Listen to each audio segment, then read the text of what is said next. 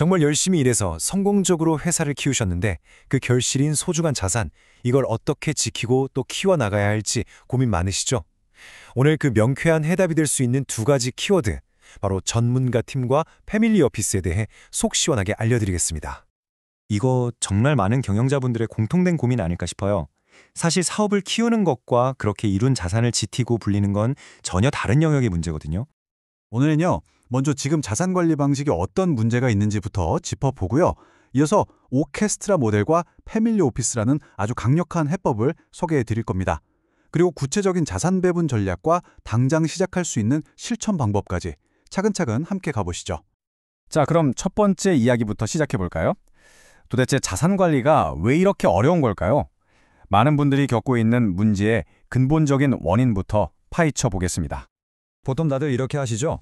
세금 문제가 생기면 세무사를 찾아가고, 법률 자문이 필요하면 변호사를, 또 투자 관련해서는 투자 전문가를 만나고요. 각자 자기 분야에서 최고인 전문가들을 찾아가서 따로따로 조언을 구하는 방식입니다. 그런데 이게 문제가 뭐냐면요. 마치 오케스트라 단원들이 전부 다른 악보를 보고 연주하는 거랑 똑같아요.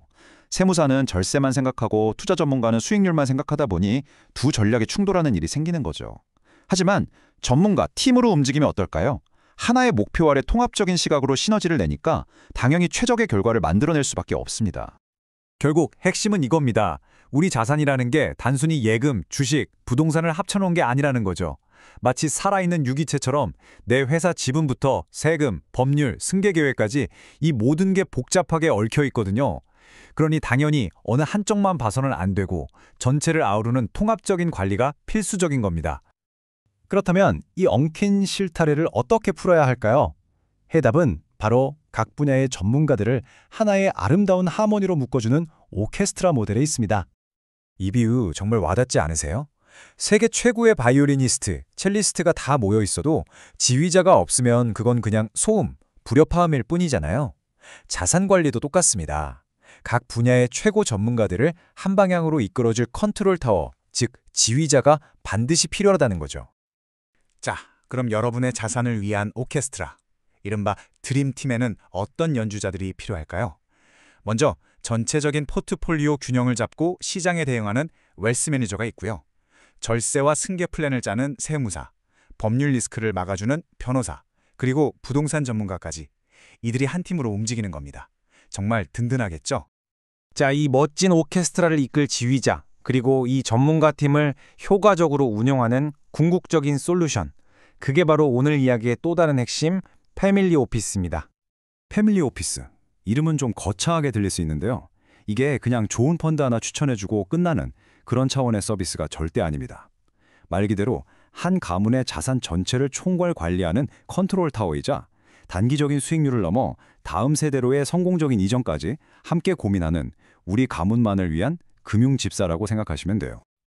이게 그냥 뜬구름 잡는 이야기가 아니라는 증거가 바로 여기에 있습니다. 실제로 하나은행이나 신한은행 같은 우리나라 최고의 금융기관들이 VIP 고객들을 위해 앞다투어 이 패밀리 오피스 전담 조직을 만들고 강화하고 있거든요. 그만큼 효과가 확실하다는 반증이겠죠. 자, 좋습니다. 이론은 이제 충분히 알아본 것 같고요. 이제부터는 진짜 실전으로 들어가 보겠습니다. 구체적인 숫자를 보면서 어떻게 안정과 성장을 모두 잡을 수 있는지 그 전략을 한번 들여다보시죠. 자산 배분의 가장 기본이 되면서도 아주 중요한 원칙인데요. 바로 7대3 법칙입니다. 내 전체 자산의 70%는 채권이나 예금처럼 안정적인 자산에 묶어두고 나머지 30% 정도만 성장을 위해 주식 같은 위험 자산에 투자하는 거죠.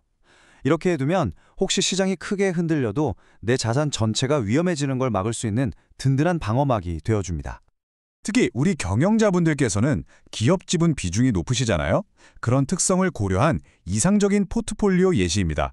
기업 지분을 35%로 두되 부동산, 금융자산, 그리고 대체 투자까지 골고루 분산시키는 거죠. 이렇게 하면 사업 리스크가 내 전체 자산을 흔드는 최악의 상황을 피할 수 있는 안정적인 구조를 만들 수 있습니다.